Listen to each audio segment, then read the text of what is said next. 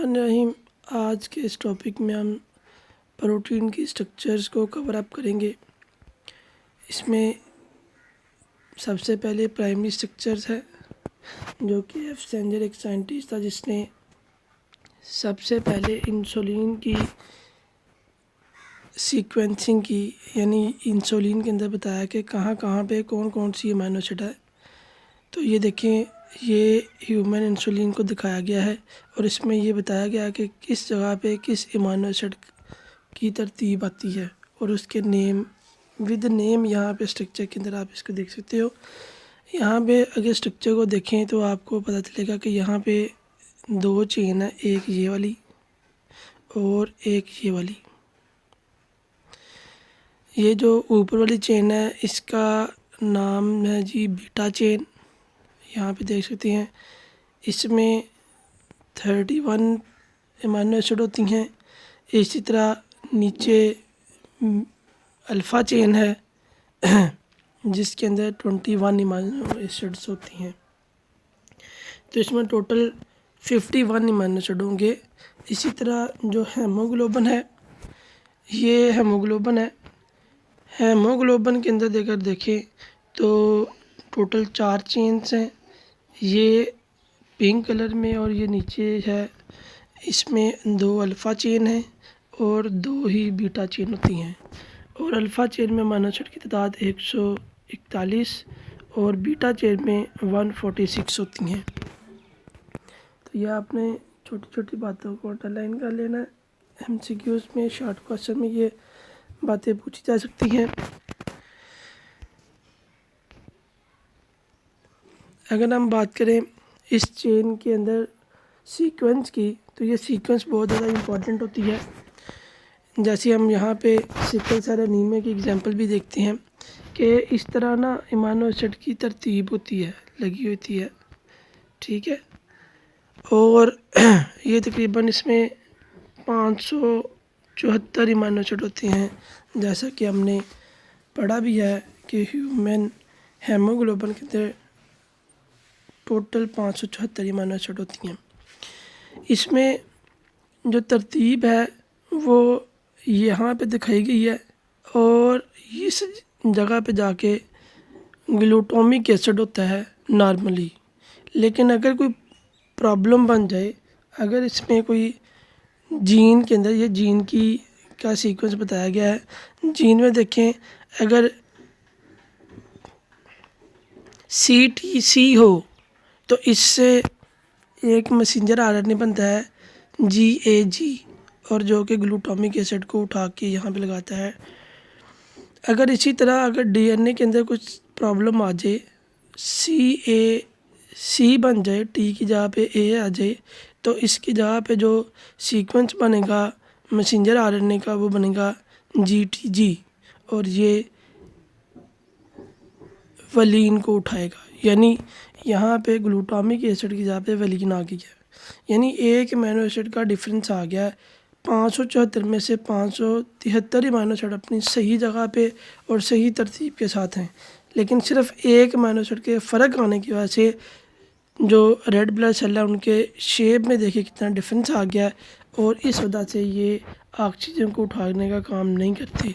यानी ब्लड का काम होता है ऑक्सीजन को पूरी बॉडी के अंदर सप्लाई करना, लेकिन अगर ये एक थोड़ी सी म्यूटेशन आ जाए तो इसकी वजह से ऑक्सीजन पूरी बॉडी के अंदर सही सप्लाई नहीं होती, जिसको हम बोलते हैं सिकल सेल एनीमिया।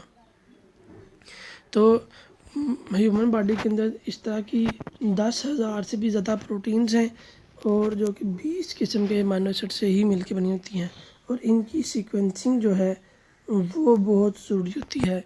इसकी तरतीब में कोई फ़र्क नहीं आना चाहिए। सेकेंडरी स्ट्रक्चर्स के अंदर देखें तो ये जो चेन्स होती हैं ये आम तौर पर ऐसे सीधी ही नहीं लगी होती, फ्लैट ही नहीं होती, बल्कि ये कॉइल भी होती हैं, ऐसे ऐसे घूमी हुई होती हैं। तो ये जो कॉइलिंग होती है इसको हम बोलते हैं हेलिक्स। और आम तौर पर जो बीटा चेन है, यानी कि ये जो सेकेंडरी स्ट्रक्चर्स है, इनके अंदर जो हेलिक्स होता है वो 3.6 अमीनो एसिड के बाद एक टर्न आ जाता है। और ये टर्न क्यों होता है? हाइड्रोजन बॉन्डिंग की वजह से। देखें यहाँ पे, देखें ये एक अमीनो एसिड है और चेन के अंदर चलते चलते यहाँ पे भी एक अमीनो एसिड आ रहा है और यहाँ पे दोनों के दरमियान एक बॉन्ड शो किया हुआ है डॉटेड लाइन में। ये हाइड्रोजन बॉन्डिंग है। यहाँ पे भी शो किया हुआ है, यहाँ पे भी शो किया हुआ है।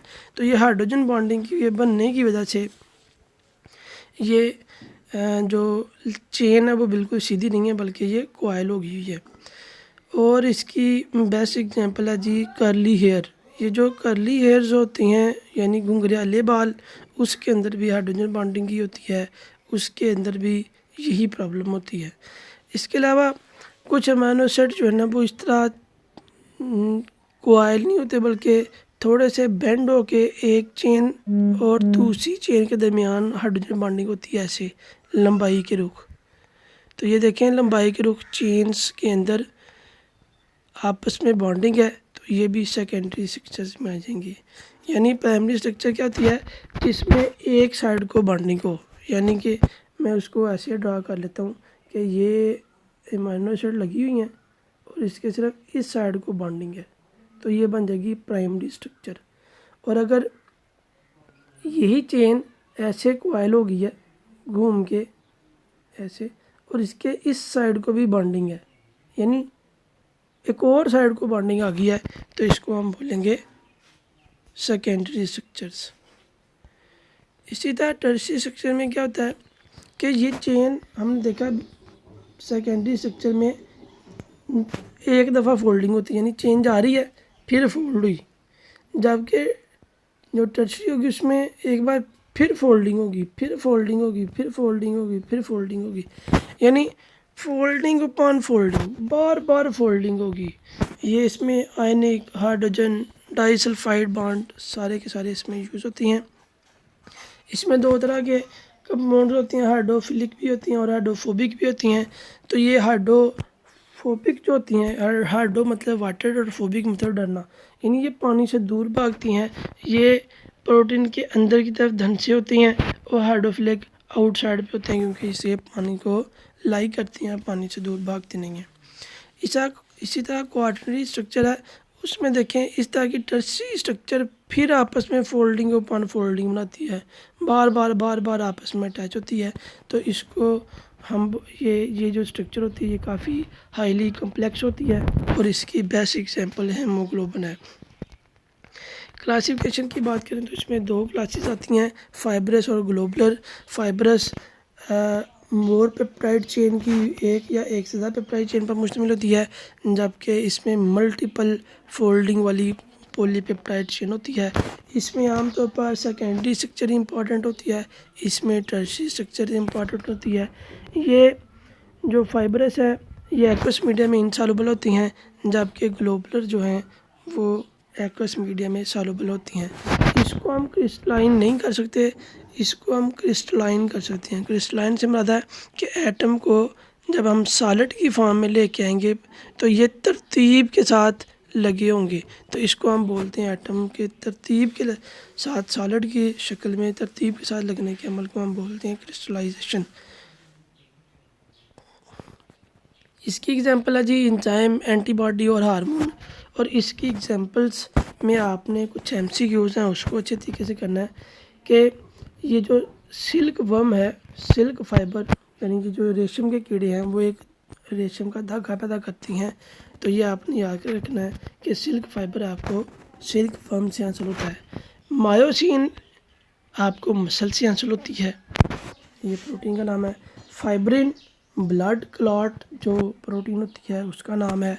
केराटिन आपको नेल से या हेयर से हासिल होती है, यानी ये जो हमारे हेयर हैं या हमारे नाखून हैं ये केराटिन प्रोटीन के बने होते हैं, और ये नेचुरली तौर पर इलास्टिक होती हैं।